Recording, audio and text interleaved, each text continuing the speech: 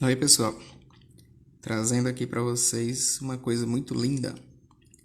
Eu sou o Tom e essa é uma adaptação Disney do clássico livro aí do Herman Melville, Moby Dick. Tem essa versão nova da Panini, lindona.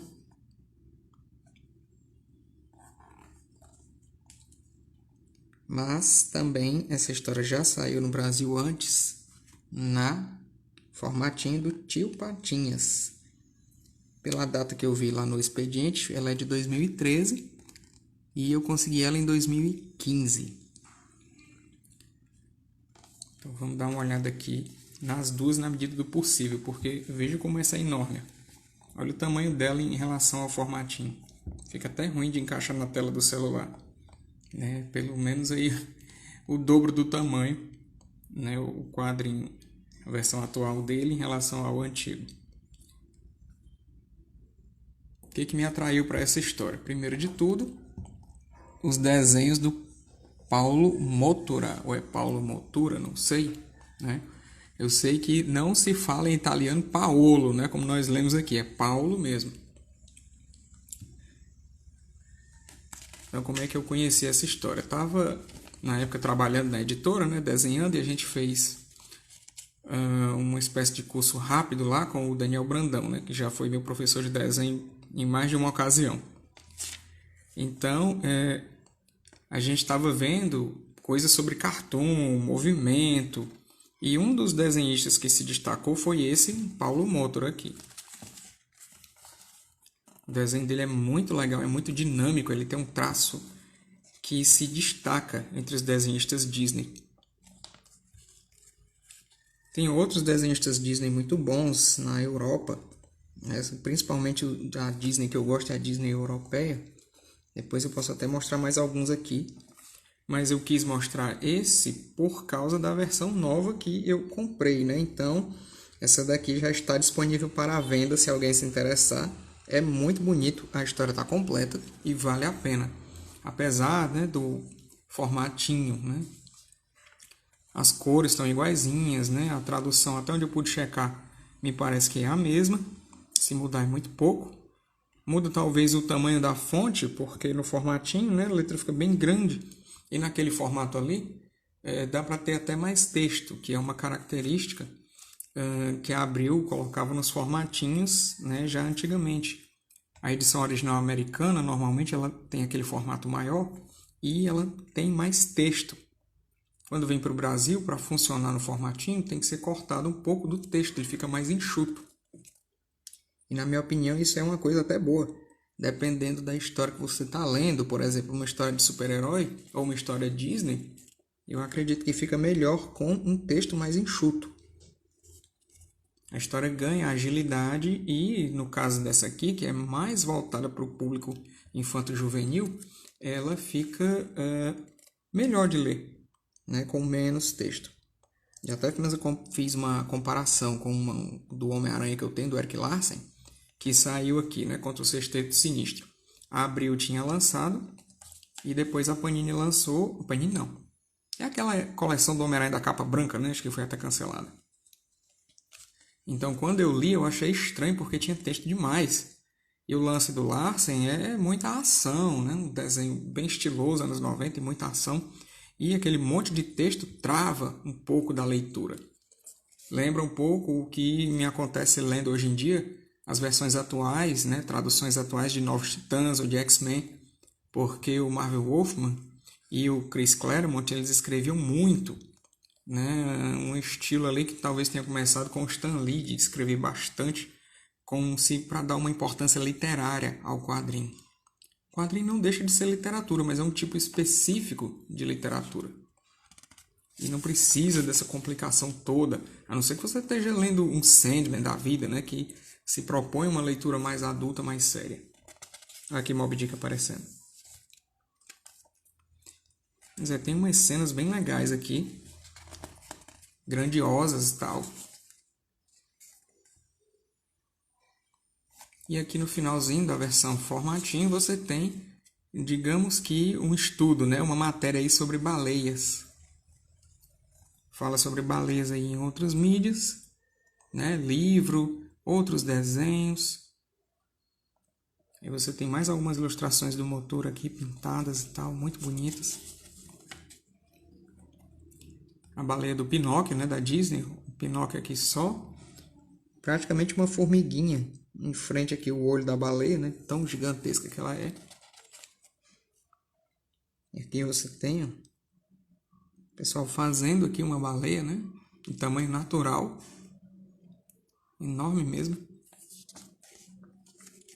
E aí terminou essa versão formatinho. Vamos dar uma olhada aqui, ver se dá pra gente ver algo dessa versão gigante aqui, então, né? Uma versão condizente com a baleia.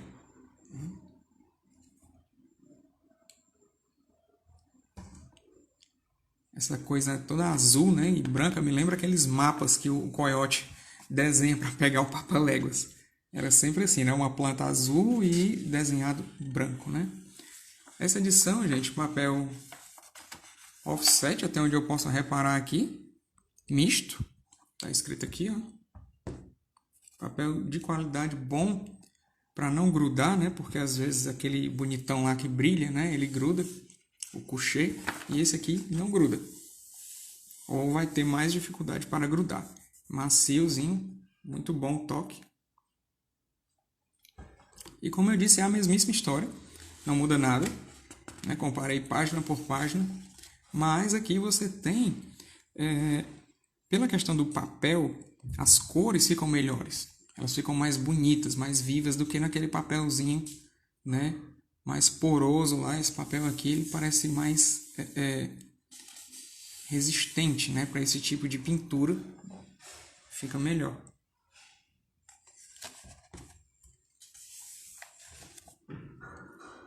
Aqui, no final, você não vai ter uma matéria sobre baleias, você vai ter os autores contando a aventura deles para se inspirar e escrever isso aqui. Eles tiveram que pegar um barco de verdade e tentaram sair velejando para sentir na pele o que era ser um marinheiro procurando a Moby Dick. Olha aqui, como eu falei, cenas grandiosas.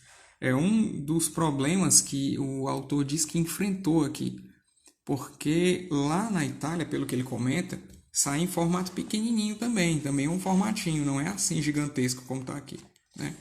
E como aproveitar, né, Moby Dick no formato pequeno? Então, ele diz que a solução dele foi segurar, né, tentar segurar a trama e deixar o leitor bastante na expectativa do que iria acontecer, até ele poder mostrar a Moby Dick com a grandiosidade que ela merecia. Então foi aqui nessa matéria, né, 2 homens no barco. Você tem aqui o Francesco, né, e o Paulo, Francesco Arbitani. Ó, isso aqui, esse vagão aqui, isso é no terreno do desenhista. Ele tem esse vagão aqui, é o estúdio de desenho dele, muito doido, né?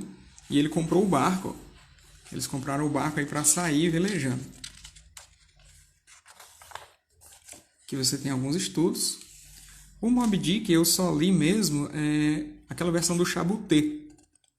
Achei muito massa, infelizmente não tenho, né? Mas quem sabe um dia. E antes dela eu já tinha lido essa versão Disney e achado legal. Um estudo do bafo de onça como o Capitão Ahab, né? Eles acabaram decidindo por fazer com o Tio Patinhas. Acharam que ele tinha mais a ver com o papel do que aqui o bafo.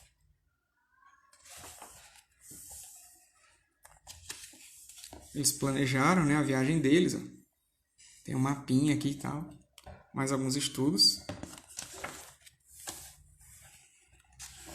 Mais uma imagem bonita aqui. Aqui ao lado eles falam sobre a participação dos metralhas, para ficarem imediatamente reconhecíveis mesmo sem as máscaras, né? Um cuidado aí com as roupas e tal. O Guinho, Zezinho e Luizinho fazem o papel do Queequeg, né? Que é um índio estranho que tem lá na história.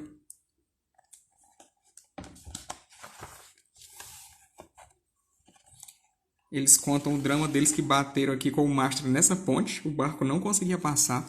Eles tiveram que serrar o mastro do barco para poder passar. Coisa de doido. Aqui um pouco do planejamento de página deles mostrando a ação. ele imaginou aqui, o autor e o desenhista colocou em prática, como se fosse um palco de teatro. Você tem aqui a parte na frente, né, em primeiro plano, e as partes mais ao fundo, aonde os personagens iriam interagir.